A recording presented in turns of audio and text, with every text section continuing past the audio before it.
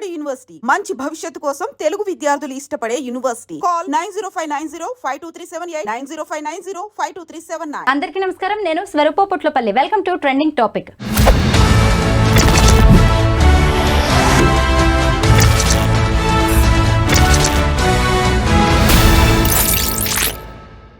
కొంతమంది యువతులు పడుపు వృత్తిలోకి పొట్ట కూటి కోసం దిగుతున్నారు. ఈ మధ్య హైదరాబాద్లో కొంతమంది బంగ్లాదేశీ యువతులను పోలీసులు అరెస్ట్ చేశారు. వారు వ్యభిచారం చేస్తూ పట్టుబడ్డారు. ముఖ్యంగా పశ్చిమ బెంగాల్ కేంద్రంగా ఈ దందా జరుగుతున్నట్టుగా పోలీసుల ఇన్వెస్టిగేషన్లో వెలుగులోకి వచ్చింది. ప్రస్తుతం నాతో పాటు లైఫ్ కోచ్ రజనీ రమ గారు ఉన్నారు. ఆవిడతో మాట్లాడదాం. నమస్తే రజనీ గారు. చూశారు కదా, కడుపు నింపుకోవడానికి కొంతమంది యువతులు ఏకంగా తమ శరీరాలనే వ్యాపార కేంద్రంగా మార్చేస్తూ ఉన్నారు. అది కూడా ఎక్కడో బంగ్లాదేశ్ నుంచి వచ్చి ఇక్కడ వ్యభిచారం చేస్తూ పోలీసులకు చిక్కుతూ ఉన్నారు. మీరేమంటారు దీని మీద? చాలా దురదృష్టకరం అండి. ఇప్పుడు వాళ్ళకి మీరు అన్నట్టు పొట్టకుట్టికి దానికోసం వాళ్ళు ఒక ఏమంటారు జీవన భృతి, మనకి ఒక ఉద్యోగం సంపాదన కావాలని చెప్పి ఉద్యోగాల కోసం ఇలా రావటం. ఈ మీడియేటర్స్ ఉన్నారు, బోర్డర్ దేశాలండి ఇవన్నీ కూడా. ఈ పశ్చిమ బెంగాల్ ఇవన్నీ కూడా అటు సైడ్ ఉండేవే కదా, వీళ్ళకి అనుకూలంగా ఉంటాయి ఆ దేశాలు. వీళ్ళు ఏం చేస్తారంటే ఏదో ఒక మాయమాటలు చెప్పి మీకు ఉద్యోగాలు ఇప్పిస్తాం అది ఇదని చెప్పి అదే చెప్తున్నారు కదా. తీసుకొస్తే వాళ్ళు పాపం ఇక్కడ మనకు కూడా చూడండి, అస్సాం నుంచి చాలా మంది వచ్చి నేపాల్ వాళ్ళు, అస్సాం వాళ్ళు జాబ్స్ చేస్తుంటారు. చాలా మంది రెస్టారెంట్స్ లో, హోటల్స్ లో కనిపిస్తున్నారు. చాలా అన్ని చోట్ల వాళ్ళే ఉంటున్నారు. నూడిల్స్ అని అవన్నీ అలాంటి ఫాస్ట్ ఫుడ్స్ తయారు చేస్తుంటారు. ఇప్పుడు ఈ బంగ్లాదేశ్ కూడా వీళ్ళకి ఇటు బార్డర్ దేశాలు కాబట్టి వీళ్ళకి అనుకూలం. వాళ్ళకి ఏవో ఒకటి మాయమాటలు చెప్పి ఉద్యోగాలు ఇప్పిస్తామని చెప్పి ఇటు తీసుకురావటం. అది వీళ్ళు కమిషన్లు తీసుకొని డబ్బులు ఇంతకి మేము ఇట్లా ఉద్యోగాలు ఇప్పిస్తాం. వీళ్ళు ఎలాంటివి చాలా చూస్తున్నామండి. నేను చాలామందిని అడుగుతాను కూడా, మీరు ఎలా వస్తున్నారు ఇక్కడికి? అస్సాం వాళ్ళని ఎక్కువ అడుగుతా. చాలా దూరం కదా అస్సాము, మీరు ఇక్కడ తెలుగు రాష్ట్రాలకు వచ్చి ఎందుకు మీరు జాబులు చేస్తున్నారు అని అంటే, నాకు తెలిసింది వీళ్ళకి ఒక లీడర్ ఉంటాడు, అతను మనుషులందరినీ పిలిపించడము. వీళ్ళకి ఒక గ్రూప్ ఉంటారు చూడండి, 20-30 మంది ఉంటారు. వాళ్ళందరినీ ఒక దగ్గర వర్క్కి పెడుతుంటాడు. అబ్బాయిల్ని నేను ఎక్కువ అడిగాను, అమ్మాయిల్ని అడిగితే కూడా నవ్వి ఊరుకుంటారు. క్యా కరేంగే జాబ్ కే లియే ఫిర్ ఖానా కే లియే అంటుంటారు. అంటే నాకు అర్థమైంది పాప అక్కడ ఉద్యోగాలు లేవేమో వాళ్ళకి. అక్కడ లేక ఎట్లయినా సంపాదించాలి, వాళ్ళ కుటుంబాన్ని పోషించడం కోసమైనా కానీ, వీళ్ళ కోసం వీళ్ళకైనా కావాలి కదా, వీళ్ళ బ్రతుకు తెరువు కోసం కానీ సంపాదించుకోవడం కోసం ఇలా వస్తున్నారనేది నాకు అర్థమైంది. ఇప్పుడు ఈ న్యూస్ చూస్తుంటే ఇది కరెక్ట్ అనిపిస్తుంది. ఏమైనా సరే వీళ్ళకి ముందు తెలియదండి, జాబ్స్ ఇప్పిస్తామనే చెప్తారు. ఇప్పుడు మనకి ఇక్కడి నుంచి కువైట్ వెళ్తుంటారు, మీరు గమనించారంటే వాళ్ళ కాళ్ళకి చెప్పులు కూడా ఉండవు. వీళ్ళని ఇమిగ్రేషన్ డిపార్ట్మెంట్లో, ఎయిర్పోర్ట్స్లో అక్కడ కూడా చెప్పల పార్టీ అంటుంటారు. వీళ్ళకి ఈవెన్ ఒక సూట్ కేస్ బ్యాగ్స్ కూడా ఉండవు. ఏదో ఒక చేతి సంచుల్లో, తర్వాత గుడ్డల్లో మూటలు కట్టుకొని వీళ్ళ సామాన్ని, చెప్పులు కూడా లేకుండా బ్రతుకు తెరువు కోసం వెళ్తుంటారు. ఊళ్ళల్లో వీళ్ళ ఫ్యామిలీస్ చాలా అవస్థలు పడుతుంటారు. వీళ్ళు వెళ్ళి అక్కడ జాబ్స్లో సెట్ అయ్యి ఆ డబ్బు సంపాదించి వీళ్ళకి పంపినప్పుడే వీళ్ళకి ఇక్కడ నడుస్తుంది అనమాట. అటువంటి కుటుంబాలు ఉన్నాయి. ఇప్పుడు చూస్తుంటే ఇప్పుడు వీళ్ళు కూడా బంగ్లాదేశ్ నుంచి ఆ రకంగానే వస్తున్నారా అని అనిపిస్తుంది. ఏమైనా సరే ప్రభుత్వం వీళ్ళ మీద ఒక నిఘా పెట్టి అసలు వీళ్ళు ఎందుకు వస్తున్నారు, ఈ బ్రతుకు తెరువు కోసమే అయితే ఇంకెక్కడైనా చేసుకోవచ్చు, ఇంత దూరం ఇక్కడికి రావటం ఎందుకు అనేది వీళ్ళు కూడా కొంచెం కాన్సన్ట్రేట్ చేస్తే బాగుంటుంది. తర్వాత ఈ అమ్మాయిలు కొంతమంది వచ్చారు, ఏం చేస్తున్నారు అనేది కొన్నాళ్ళకైనా వాళ్ళకి తెలుస్తుంది. తెలిసినప్పుడు అక్కడి నుంచి అమ్మాయిలు రావటం అనేది స్టాప్ అవ్వాలి. ఇంక కంటిన్యూగా వస్తున్నారు అని అంటే చూడండి, ఇక్కడ కొంతమంది మసాజ్ సెంటర్స్లో పనిచేస్తున్నారంట.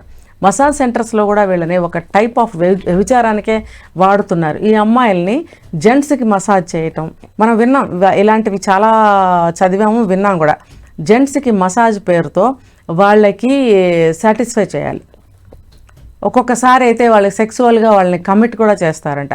ఎందుకు నువ్వు అవ్వాలి కమిట్, వర్క్ చూసుకొని వచ్చేయచ్చు కదా అని అంటే వాళ్ళు ఆ రకంగా మసాజులు చేయమంటారు, మమ్మల్ని టెంప్ట్ చేస్తారు, తర్వాత లొంగ తీసుకుంటారు. రీజన్స్ 2-3 చెప్పారు వాళ్ళు. అంటే వాళ్ళు అలా చేసినప్పుడు వీళ్ళకి కూడా లొంగిపోక తప్పదు, ఒక ఏజ్ అనేది ఉంటుంది కదా వాళ్ళకి కూడా. సో వాళ్ళు కూడా లొంగక తప్పదు అని చెప్పి వాళ్ళు కూడా చెప్తున్నారు. ఇది ఏమైనా సరే అమ్మాయిల్ని ఒక ఆట వస్తువుల్లాగా, ఒక బొమ్మల్లాగా, ఒక అవసరానికి ఉపయోగపడే ఒక మెషిన్ లాగా వాడటం అనేది చాలా చాలా అగౌరవప్రదం. ఇది ఆడవాళ్ళని చాలా ఏమంటారు దిగజార్చడం అనమాట. ఈ వీళ్ళు అమ్మాయిలు కూడా ఎక్కడికి పడితే అక్కడికి వచ్చేసేయడం, జాబుల పేరుతో జాయిన్ అయిపోవడం, తర్వాత దాని వెనక ఎటు దారి తీస్తుందో. ఇప్పుడు ప్రస్తుతం ఉద్యోగంలో పెడతారు, తర్వాత వీళ్ళని ఇంకొక వైపుకు పంపించే ఇది కూడా ఉందని విన్నా నేను. అంటే ఫస్ట్ నమ్మించడం, జాబ్స్లో పెట్టడం, తర్వాత వాళ్ళని ఇంకో విధంగా వాడటం, కొంతమందిని డైరెక్ట్గానే ఆ వ్యభిచార వృత్తిలోకి దించడం. వీళ్ళు తెలుసుకోవాలి మా జీవితాలు ఇలా అవుతున్నాయని చెప్పి ఇంకా రాబోయే వాళ్ళు ఎవరన్నా ఉంటే వాళ్ళు ఆగిపోవాలి. వచ్చిన వాళ్ళు జాగ్రత్తగా అందులోంచి బయటపడి ఇంకొక ఉపాధి ఏదన్నా చూసుకుంటే బాగుంటుంది. నిజమే. ఇప్పుడు ఈ బంగ్లాదేశ్ అమ్మాయిలు పట్టుబడ్డారు కదా వ్యభిచారం చేస్తూ, ఆ అమ్మాయిల్ని తీసుకొచ్చింది కూడా మీరు చెప్పినట్టుగానే బ్రోకర్సే. ఈ రాహుల్ అనే వ్యక్తి తీసుకొస్తున్నాడు. ఇటు అమ్మాయిల్ని తీసుకొచ్చేనేమో ఇలా వ్యభిచార గృహాలకి, మసాజ్ సెంటర్స్ కి, బార్ అండ్ రెస్టారెంట్స్ లో ఇలా పనులకు పెట్టేస్తున్నారు. మగ పిల్లలనేమో ఇంకొక రకంగా వాళ్ళని వాడేస్తున్నారు. వాళ్ళు కూడా తెలియకుండానే క్రిమినల్స్ గా మారిపోతున్నారు, అసాంఘిక కార్యకలాపాలకి పాల్పడుతూ ఉన్నారు. ఇలాగా మన దేశంలోకి బంగ్లాదేశ్ నుంచి అక్రమ రవాణా అనేది మనుషులది జరుగుతూ ఉంది. కొద్ది రోజులకి పోలీసులు ఎక్కడో ఏవో చేసినప్పుడు వాళ్ళకి కనీసం ఆధార్ కార్డులు ఉండవు, ఎలాంటి ఐడి ప్రూఫ్స్ ఉండవు. ఇలా నేరాలు చేస్తూ పట్టుబడుతూ ఉన్నారు. ముఖ్యంగా మనం ఆడపిల్లల భద్రత గురించి అయితే మాట్లాడుకోవాలి. ఎక్కడి నుంచి వచ్చిన వాళ్ళైనా సరే ఇప్పుడు ఇక్కడ క్రిమినల్స్ గా ముద్రపడ్డారు కదా. తల్లిదండ్రులు ఏమో వాళ్ళు ఎక్కడో ఏదో పనులు చేసుకుంటున్నారు అనుకుంటారు, వీళ్ళేమో ఇక్కడ ప్రాస్టిట్యూట్స్ గా మారిపోయి సెక్స్ వర్కర్స్ గా చేస్తూ ఉండడం. దీన్ని ఎలా చూడాలి అంటే దీన్ని అడ్డుకట్ట వేయాల్సిన అవసరం చాలా ఉంది కదా. ఉంది అంటే ప్రభుత్వాలు యాక్షన్ తీసుకోవాలి. ఇదంతా వాళ్ళదే కదా బాధ్యత అనేది. ఇది ఎవరు మన కంట్రీలు, ఇప్పుడు కొన్ని కంట్రీస్ ఎంత స్ట్రిక్ట్ రూల్స్ పెట్టుకుంటాయి చూడండి. వాళ్ళు ఎందుకు వస్తున్నారు, వస్తే ఎంతకాలం ఉంటున్నారు, ఇంతకాలం తర్వాత ఉండకూడదు అనే రూల్స్ పెట్టుకున్నప్పుడు మనం కూడా కొన్ని రూల్స్ పెట్టుకోవాలా వద్దా?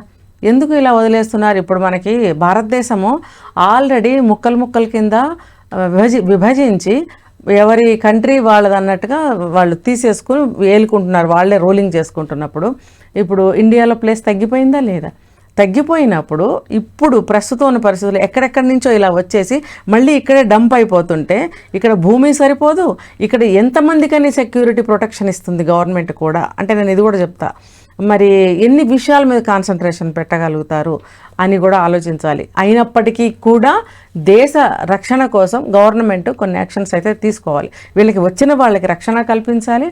వీళ్ళు చెడ్డ పేరు మన దేశానికి కూడా రాకూడదు, మన గవర్నమెంట్కి కూడా రాకూడదు. కాబట్టి వచ్చిన వాళ్ళు న్యాయబద్ధంగా ఏదైనా ఒక వర్క్ చేసుకుంటున్నారా లేదా అనేది ఒకటి నిఘా పెట్టాలి. సెకండ్ ఏంటంటే అసలు ఇలాంటి వాళ్ళని రానివ్వకూడదు అసలు ఫస్ట్ ఆఫ్ ఆల్. సెకండరీ వస్తే మాత్రం రక్షణ కల్పించాలి. తర్వాత వాళ్ళు ఏం వర్క్ చేస్తున్నారు, ఇప్పుడు మీరు ఇందాక అన్నారు క్రిమినల్స్గా మారిపోతున్నారని. మరి ఇన్ని క్రైమ్స్ ఎందుకు జరుగుతున్నాయి? ఎవరన్నా చంపాలి అని అంటే సుపారీ అంట. ఈ తెలియని వాళ్ళకి ఈ నాలెడ్జ్ అంతటినీ ఇస్తున్నారంటే ఎవరిస్తున్నారు, ఎక్కడి నుంచి ఇస్తున్నారు, అసలు ఈ మనుషులు ఎక్కడి నుంచి దిగుతున్నారు, ఈ ఇంపోర్ట్ ఏంటి, ఇవన్నీ కూడా మరి కాన్సన్ట్రేషన్ పెట్టాల్సిన అవసరం ఎంతైనా ఉంది ప్రభుత్వానికి. ఇప్పుడు మామూలు మనుషులు ఇవన్నీ కూడా ఏమీ చేయలేరు. పోలీస్ శాఖ వాళ్ళు కూడా పైనుంచి ఆర్డర్స్ వస్తేనే వాళ్ళు కూడా కాలు కదుపుతారు. రజనీ గారు, ఇప్పుడు విదేశీ అమ్మాయిలే కాదండి, మన వాళ్ళలో కూడా, మన తెలుగు వాళ్ళు కూడా చాలా మంది ఈ ప్రాస్టిట్యూషన్ లోకి దిగుతున్నారు. కష్టపడకుండా డబ్బులు సంపాదించవచ్చు. కొంతమంది అయితే హోమ్ మేకర్స్ కూడా, ఇంట్లో ఉండే గృహిణులు కూడా భర్తల ఆఫీస్కి వెళ్ళగానే ఇలాంటివి మొదలు పెడుతున్నట్టు కూడా ఈ మధ్య కొన్ని యాప్స్ కూడా వచ్చాయి వాటికి సంబంధించి. ఇలాంటి వాటిని కూడా మనం ఎలా చూడాలి? ఇంకా కొంతమంది అయితే లేడీస్ ఇంట్లో కూర్చొని న్యూడ్ వీడియోస్, మనం గతంలో ఒక తిరుపతి వ్యక్తి ఫ్యామిలీ గురించి కూడా మనం మాట్లాడుకున్నాం. ఇలాంటివి బాగా పెరిగిపోతున్నాయి. సెక్స్ అనేది ఇప్పుడు ఒక వ్యాపార వస్తువుగా మారిపోయింది. మా అమాయక ఆడవాళ్ళని కూడా ఇందులోకి లాగుతున్నారు. ఆడవాళ్ళు ఎలా జాగ్రత్తగా ఉండాలంటారు? ఇప్పుడు చట్టాలు మార్పులు వచ్చే కొద్దీ కూడా మనుషుల్లో కూడా మార్పులు వస్తాయి. ప్రతి ఒక్క మనిషి ఒక మేధావేనండి. ఇప్పుడు ఒక అవకాశం కల్పించినప్పుడు దాని ద్వారా వాళ్ళు ఇంకా 4 అవకాశాలు కల్పించుకుంటారు.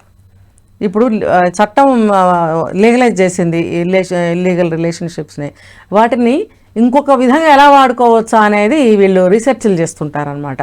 చేయటం వల్లనే మీరు చెప్పినట్టు ఇంట్లో కూర్చొని న్యూడ్ కాల్స్ చేయడము, లేకపోతే డైరెక్ట్గా వ్యభిచారంలోకి వెళ్ళడము, దాన్ని ఇంకొక రకంగా అక్రమ సంబంధం అని మార్చి చెప్పుకోవడము, ఇది లీగలైజ్ అయిందని చెప్పి మరి దబాయించడము, సమర్థించుకోవడము, ఇవన్నీ ఎందుకు జరుగుతున్నాయండి? ఇప్పుడు ఒక మంచి కోసం లీగలైజ్ చేశారనుకుందాం ఏదన్నా ఒక విషయం, దాంట్లో నుంచి నేను దీన్ని ఎలా వాడుకోవచ్చు అని పక్కదారి వేరేగా ఆలోచిస్తే ఆ తప్పు ఎవరిది? అది చట్టం చేసిన కోర్టుదా, గవర్నమెంట్దా, లేకపోతే ఆ చట్టానిదా? దేనిది తప్పు? మనుషులే కదా, మనుషులే ఇవన్నీ క్రియేట్ చేశారు. వాటిని పాటించేది కూడా మనుషులే అయినప్పుడు మనకి అది ఎంతవరకు అవసరము, మనం దాన్ని యూజ్ చేయాల్సిన అవసరం మనకుందా లేదా, అది ఎంతవరకు అని ఆలోచించాల్సిన విచక్షణ జ్ఞానం మనిషి అనేవాడికి ఉండాలి, ఆడవాళ్ళైనా మగవాళ్ళైనా. ఇప్పుడు ఆడవాళ్ళు మీరు అన్నట్టు భర్త వెళ్ళిపోగానే వాళ్ళు చేయాల్సిన పనులు ఇలాంటి న్యూడ్ కాల్స్ చేసి మాట్లాడే డబ్బాస అనమాట. ఈ డబ్బాస అంటే ఈజీ మనీ. అసలు ఇప్పుడు ఎక్కడ చూసినా ఈ మాట బాగా వినపడుతుంది, ఈజీ మనీ. కష్టపడకుండా ఎవరికి తెలుస్తుంది? ముఖాన్ని ఏదో బ్లర్ చేయడము, అందులో పెట్టడము, వాయిస్ని కూడా ఏదో చేంజ్ చేయడము, ఏదేదో పిచ్చి చేష్టలు. చెప్తున్నాను కదా, ఒక అవకాశాన్ని మనకి ఇచ్చారు అంటే దాన్ని మనం ఎలా యూజ్ చేసుకోవచ్చు అని 10 రకాలుగా ఆలోచించి తప్పుడు మార్గంలో వెళ్తున్నారు. ఇది సరిగ్గా ఆలోచించుకోవాలి. ఒక పౌరుడైనందుకు ప్రతి ఒక్క మనిషి కూడా దాన్ని సద్వినియోగం చేసుకోవాలి. ఒక అవకాశాన్ని ఇచ్చినప్పుడు అది ఏ సందర్భంలో, ఎందుకు పెట్టారు, ఎవరికి పెట్టారు, ఎప్పుడు దాన్ని ఉపయోగించుకోవాలనే క్లాజెస్ ఉంటాయి వాటికి. అది వాళ్ళకి మాత్రమే వర్తిస్తుంది, ప్రతి వాళ్ళకి కాదు. దాన్ని ఇంకోటి అడ్డంగా వంకరగా తిప్పి ఇంకొక రకంగా వాడమని కాదు. అవన్నీ కనుక తెలుసుకున్నట్టయితే కొంతవరకు కంట్రోల్ ఉంటుంది. ప్రభుత్వం కూడా కొంచెం చర్యలు తీసుకోవాల్సిన అవసరం ఉంటుంది. ఆడవాళ్ళు అంగడి సరుకులుగా, మార్కెట్ వస్తువులుగా పెరిగిపోతున్న సంఘటనలు అయితే ఎక్కువైపోతూ ఉన్నాయి. ముఖ్యంగా గత రోజుల్లో అయితే వేరు, సరే చదువు లేదు, ఏదో వాళ్ళు కడుపు కోసం ఏదో చేసుకున్నారు అనుకోవచ్చు. కానీ ఇప్పుడు అలా కాదు కదా, అందరూ చదువుకుంటున్నారు, రకరకాల ఉపాధి అవకాశాలు ఉన్నాయి. దానికోసం ఒళ్ళమ్ముకోవాల్సిన అవసరం లేదు, పడుపు వృత్తిలోకి దిగాల్సిన అవసరం లేదు. అలాగే ఇంకొక వైపు మగవాళ్ళు కూడా ఆలోచించాలి, 4 డబ్బులు ఉన్నాయి కదా అని ఏదో కడుపు నింపుకోవడానికి ఈ వృత్తిలోకి వస్తున్న ఆడవాళ్ళ దగ్గరికి వెళ్ళి కోరికలు తీర్చుకోవడం అనేది ఎంతవరకు కరెక్ట్ అనేది కూడా ఆలోచించాలి. ఎప్పుడో ఒకసారి పోలీసులు రైడ్స్ చేసినప్పుడు ఇటు ఆడవాళ్లతో పాటు ఇలాగా వీటులు అంటూ వచ్చిన మగవాళ్ళని కూడా అరెస్ట్ చేస్తున్నారు. అప్పుడు మీ కుటుంబ ప్రతిష్ట ఏంటి, మీరు ఏమైపోతారనేది కూడా ఆలోచించుకోవాలి. Thank you so much Rajani గారు.